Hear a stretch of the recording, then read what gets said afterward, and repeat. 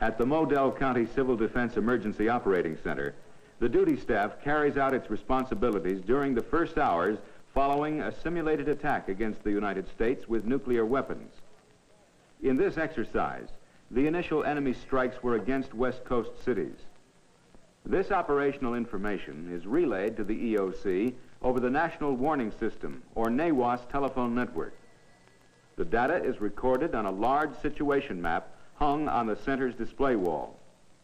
All through the center, information is being collected from a variety of sources, analyzed and displayed in summary form to aid officials in making an analysis as a basis for their command decisions. This influx of operational data about bomb hits,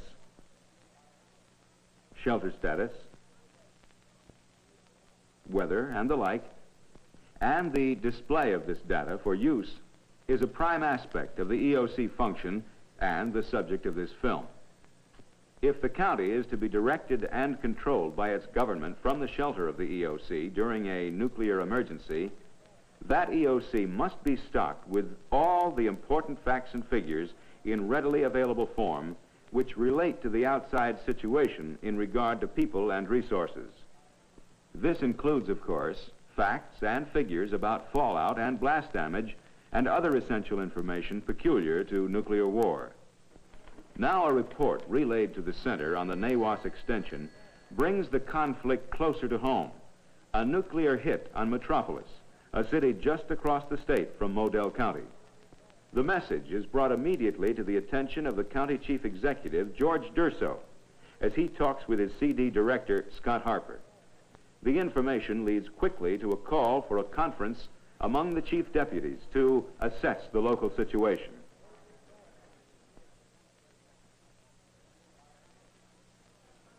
On a map of the state, the RADEF officer marks the city that has just been struck.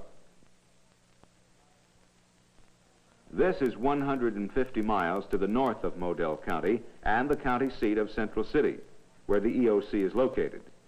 The briefing gets underway as officials use the information displays to help them clearly set forth the status of the population and resources of Modell County as it girds to meet this new challenge. This simulation of EOC activity, with the emphasis on operational data display, is in the way of an introduction to our subject. Let's take our leave of this set and go over to another where we can discuss the subject of operational data in more detail.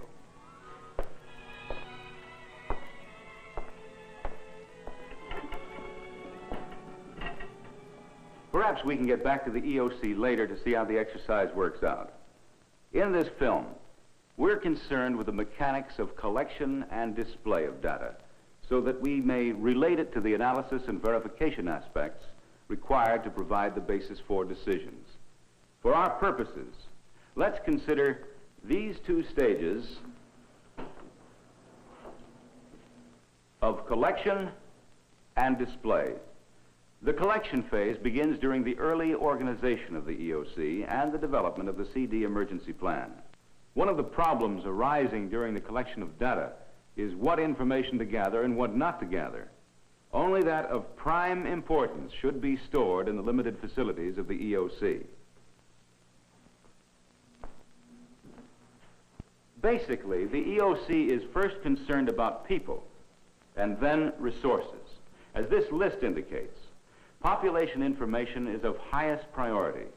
In the following categories of resource items, the relative importances may vary with individual judgment, but in any listing, these would be included. Information or data regarding these areas must be on hand in the EOC, either collected in advance or fed in during an emergency if the officials are to make intelligent decisions based on facts. How is this information collected? Well, we have some views of Scott Harper, the Modell County Civil Defense Director, during some of his collection activities. Let's watch. Kill the lights, please.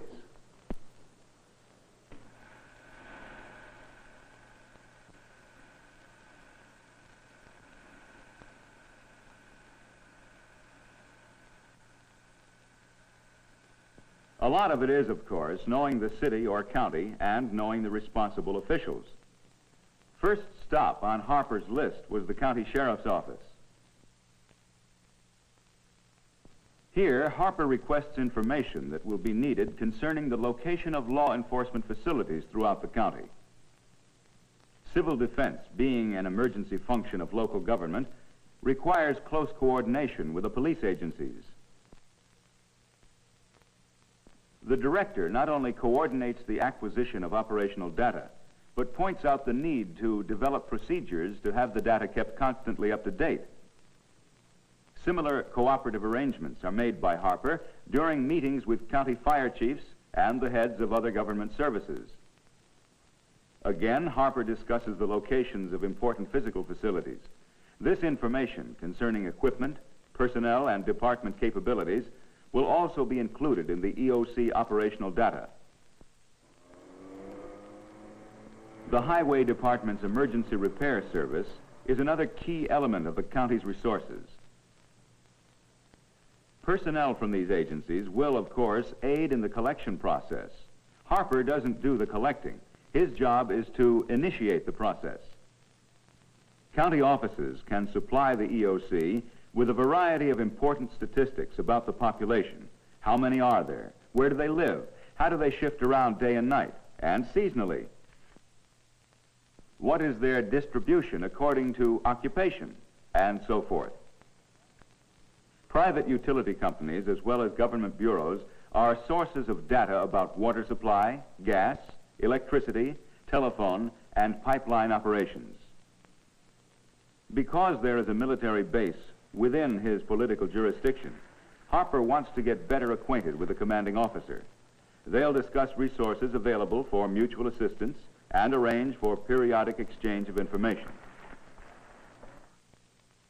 And in addition, state and federal agencies can be a bountiful source of useful compilations, surveys, statistics, tables, charts, and other facts and figures useful in the EOC. Lights on again, please. And so collection is the activity of deciding what data is important and then getting it. And remember, collection involves the preliminary gathering of basic information.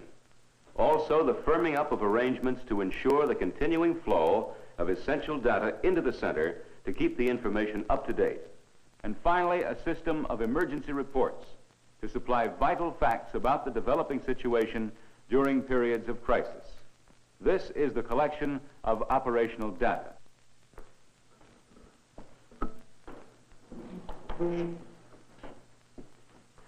Now, the next of our main headings in the data process is display. This involves the boiling down of the material and illustrating it in a manner that presents the information as effectively and efficiently as possible.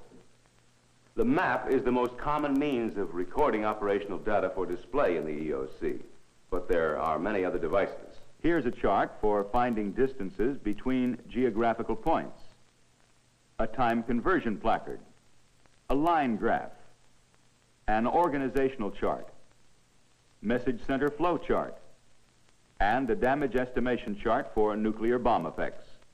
These are all familiar and useful means of presenting data in graphic form. Selecting which recording method to use is an aspect of the general feasibility of preparing the presentation. Other concerns in this area are the limiting of information shown on a single visual to one or two items, and making sure you can afford the project in funds, labor, and materials if the construction of a graphic display is involved. Once you have determined that the project makes sense and can be accomplished, there are some selection criteria that can help you in relation to recording the data and setting up the material.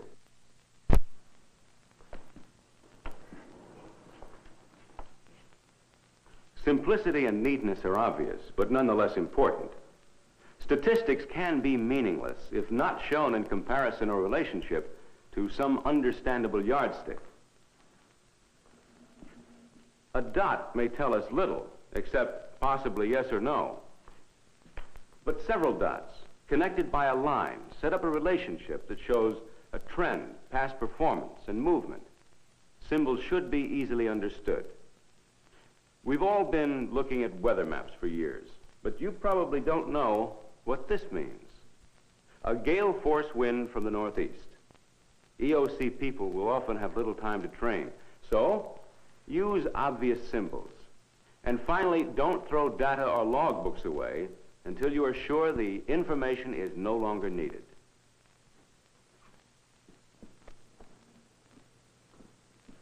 Because of the importance of maps in the EOC operational data process, they should be given some special attention. They come in many shapes and sizes. There is the common gas station road map, the large-scale local map, like those seen in real estate offices. This is a 1 to 2.5 million scale map prepared by the U.S. Geological Survey for OCD. And these are from the Army Map Service series, 1 to 500,000 scale, and 1 to 250,000 scale. In using some of the maps, it can be helpful to cut them into sections, carefully noting grid markings, and put them into a notebook. The books may hold maps of different key areas, or they can include many maps of the same area with different features such as electrical power nets, gas lines, and so forth.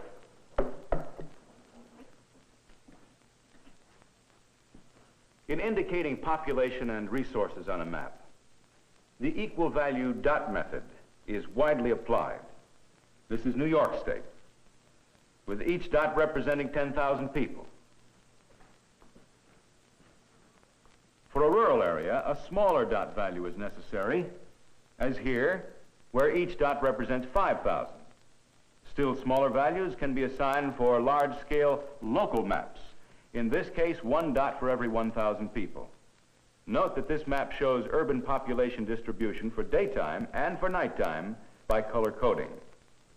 The equal value dot method may also be used for resources distribution, as here, for indicating area dwelling units. But when precise geographical location is important, each dot usually stands for a single installation, as in this display of bridges and underpasses in a highway system. Obviously, there is much more to know about maps than we're able to present in this picture.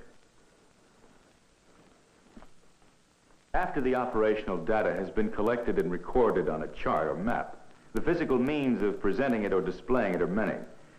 Principally, flat panel displays are employed, being cheap and available. This includes the simple notebook shown earlier, and also the popular chalkboard or blackboard. Besides being inexpensive, it's easy to maintain, and the use of colored and fluorescent chalk can make it an impressive and adaptable aid.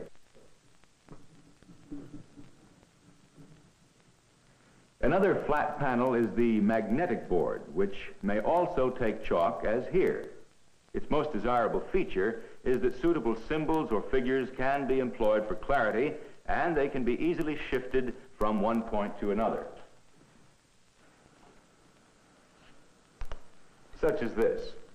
Many representational figures are commercially available, and magnetic clips can also be obtained. Similar to, but somewhat cheaper than the magnetic board, is the felt board. If a good grade of material is used, the symbols should adhere with reasonable persistency. The pegboard, much used in our homes and stores, can also be adapted for display of information. Colored ribbons can be used, as in this example, or strung from peg to peg to form a line graph. Pegboard is inexpensive and can be cut to any shape desired. Illustration board with acetate overlay is useful where you wish to indicate a changing situation against a permanent background. And of course, there's our old friend, the bulletin board, which can be a more expensive cork variety, or if the budget's really tight, can be simply a piece of beaver board. And finally, we find that a blanket can make a workable display surface, as can plain brown wrapping paper. So if you're going to pin, paste, or put up a data display on a flat panel, you have many backgrounds to choose from. Three-dimensional displays may be valuable in special cases, but they are too expensive and difficult for most purposes. However, projection of material not requiring special preparation can often be effective. Lights out, please. The opaque projector can be used for showing a special map to a group, such as this one, or perhaps a news picture depicting disaster damage, such as this one. An ordinary typewritten page, though, as we can see here, is not projected with sufficient clarity. Lights on, please. The overhead projector is more elaborate, but has some special advantages. The image can be projected on a large screen with a short throw. It can be shown with room lights on, and it can present a rapidly altering situation quickly to a large audience. The projection of data on a screen or against the wall can have the effect of attracting attention and is sometimes the best means of getting information across with extra urgency.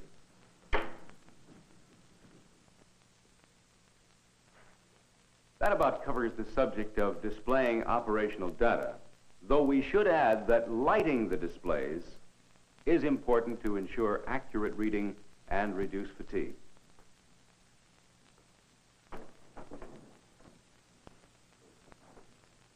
The final category into which we divided our material is use. The use of the displayed data, as we've seen, is fundamental to the operation of the EOC. Examples of data use were dramatized in the introduction to the film. Let's go back now to the EOC for one more example. The simulated attack is over. For this exercise, the conflict lasted about 1 day, but Metropolis, across the state, was hit by a large nuclear weapon. Most of Modell County escaped the fallout from the blast, except that in the northwest corner of the county, people would have to remain in shelters for the next couple of days.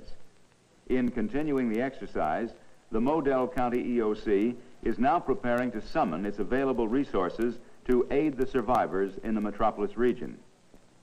Here, fallout information is being posted. The map and the damage assessment information are examples of operational data reduced to an efficient form for speedy application to command problems. Results of this work will help to determine the safe routes for transportation. And so we observe that the very lifeblood of EOC is operational data of one form or another that is collected and brought into the center where it is recorded and displayed for use in the EOC mission of direction and control.